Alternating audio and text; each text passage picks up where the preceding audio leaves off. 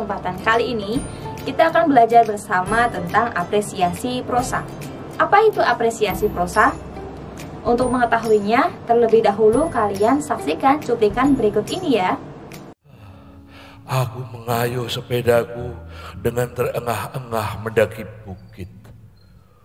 Sudah berpuluh-puluh tahun aku menjadi tukang pos, pengantar surat yang tidak pernah mendapat surat. Namun baru kali inilah aku harus mengantarkan surat ke suatu alamat yang begitu jauh, seolah-olah berada di ujung dunia.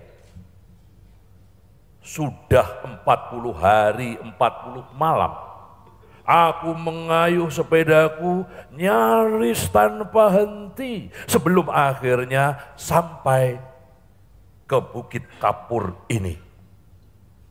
Aku mengayuh sepedaku siang dan malam dan hanya berhenti makan, minum, dan tidur sebentar di bawah pohon yang rindang sembari merasakan tiupan angin dan mendengarkan suara kericik sungai yang mengalir ketika aku tergolek-golek di atas rumput mengenangkan keluarga yang sudah lama ditinggalkan.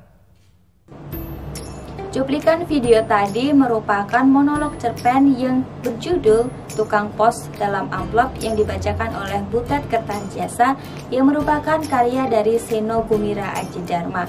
Karya tersebut tentunya sudah fenomenal di kancah sastra Indonesia. Kita tentunya bisa menikmati pembacaan prosa ataupun cerita yang dibawakan oleh seseorang yang sudah mahir di bidangnya. Apalagi Butet Kertajasa merupakan public figure dan membawakan cerita dari tokoh sastra terkenal yaitu Seno Gumira Aji Dharma. Selain itu ada karya sastra serupa yang dibawakan oleh Dian Sastrowardoyo yang berjudul Jawaban Alina. Kemudian ada juga karya sastra yang dibawakan oleh Abimana yang berjudul Sepotong Senja Untuk Pacarku. Kedua karya ini merupakan hasil dari sastrawan terkenal Indonesia yang bernama Seno Gumira Aji Dharma. Dengan mendengarkan atau menyaksikan karya yang dibawakan oleh Butet Kertajasa, Dian Sastrowardoyo, dan juga Abimana, kegiatan ini menjadi salah satu bentuk apresiasi prosa, atau bisa juga disebut sebagai apresiasi sastra.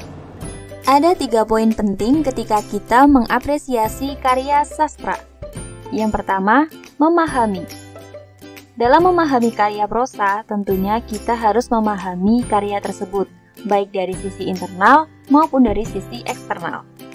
Untuk mengapresiasi karya prosa, seorang apresiator dituntut untuk bisa memahami unsur intrinsik dan unsur ekstrinsik dari sebuah karya. Memahami dari tingkat yang paling dalam, yaitu nilai kehidupan yang bisa kita dapatkan dari cerita tersebut. Unsur intrinsik yang bisa kita bedah misalnya, mengangkat tema apakah cerita itu, siapakah tokoh di dalamnya, menggunakan sudut pandang bagaimana seorang penulis dalam menyajikan cerita ini, bagaimana latar waktu dan suasana, kemudian apakah amanat yang bisa kita dapatkan ketika menyaksikan sebuah karya prosa.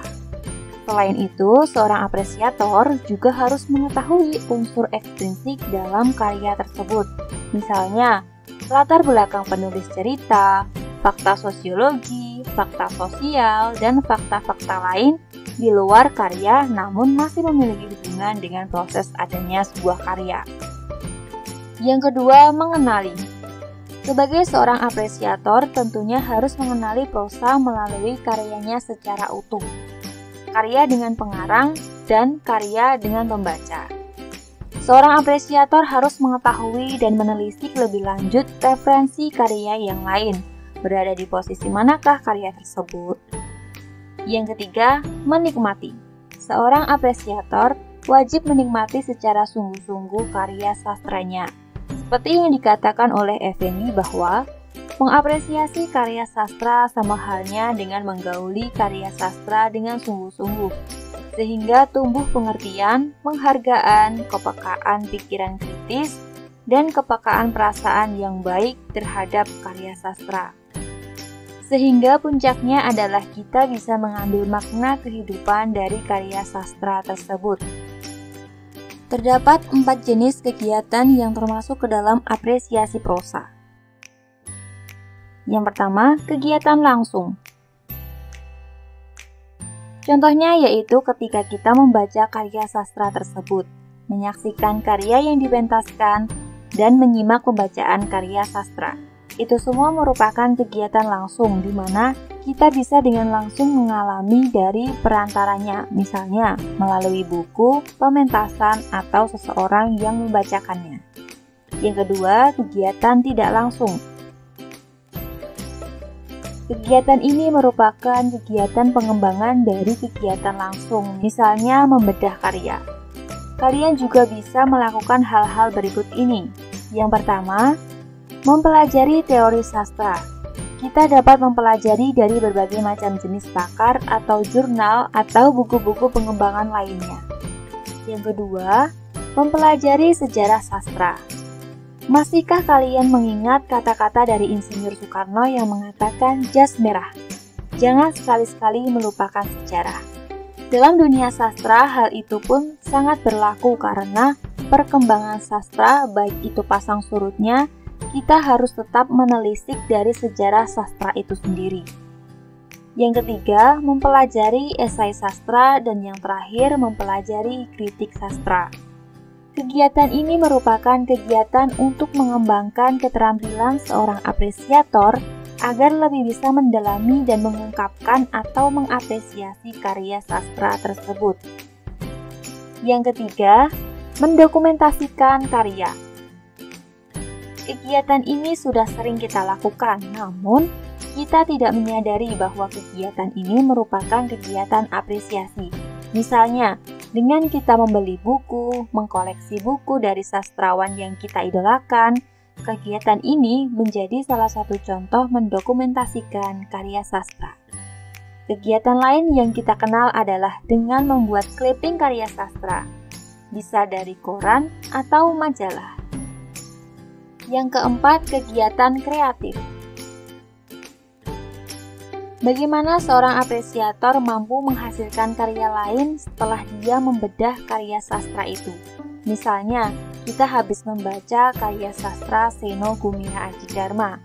Kita terinspirasi untuk membuat cerpen lain dari ide yang pernah disampaikan. Tentu hal ini berbeda dengan plagiasi ya. Kita terinspirasi setelah membaca karya beliau. Bukan hanya ide saja, terinspirasi bisa juga kita dapatkan dari bagaimana pengarang bertutur dalam karya dan juga gaya ceritanya. Nah, itu tadi merupakan materi tentang apresiasi prosa.